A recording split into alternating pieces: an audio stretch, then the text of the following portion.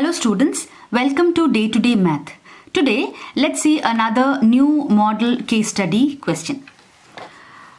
An equable shape is a shape that has same numerical perimeter and area. So first of all, to start with the question, a definition is being given. So what is an equable shape? If any shape has the same perimeter and area, you call it as a equable shape.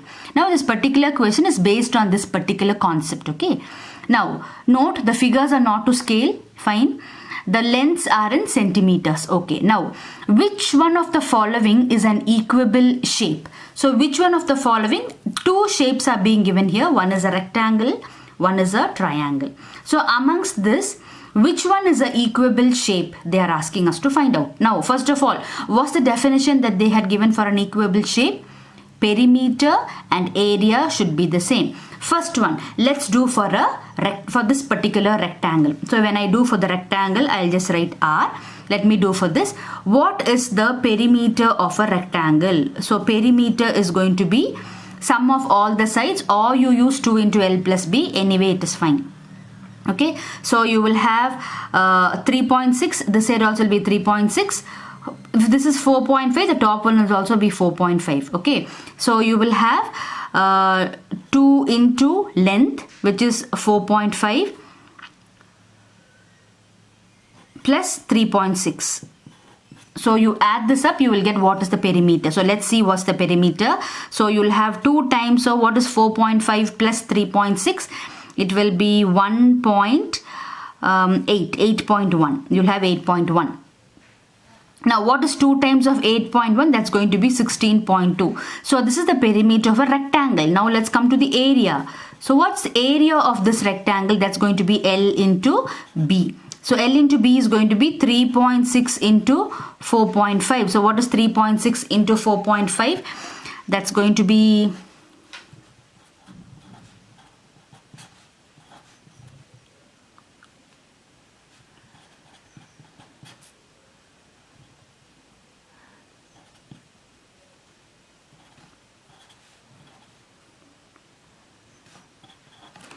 that is going to be 16.20 or 16.2. So if you look, the first one is actually an equable. Rectangle is an equable shape.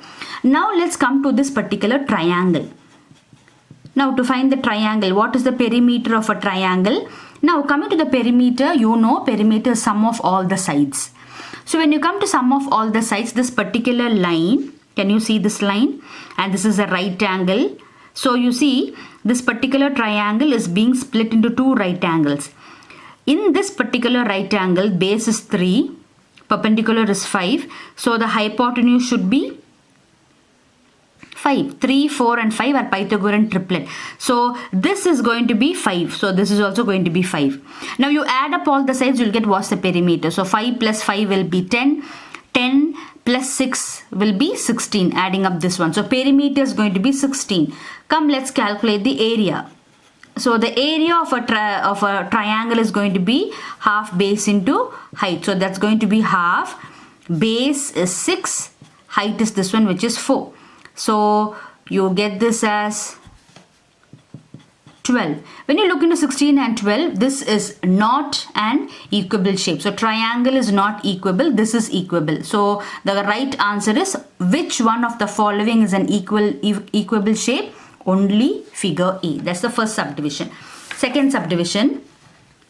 If the given rectangle is an equable shape, so I hope you could see this rectangle. This is an equable shape. What's Y? So you know if it is an equable shape, perimeter and area should be the same. So perimeter is going to be 2 into L. L is going to be 10.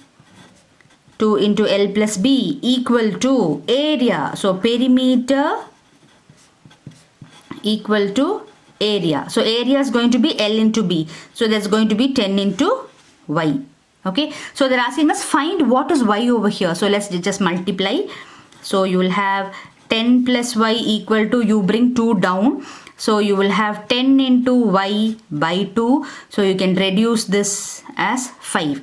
So now you will have 10 equal to 5y minus y. Transpose it. So you will have 10 is equal to 4y, or you will have y is equal to 10 by 4, or this can reduce as 5 by 2. So what is 5 divided by 2? So that's going to be 2.5. So C is going to be the right answer. That is the second question in this particular case study.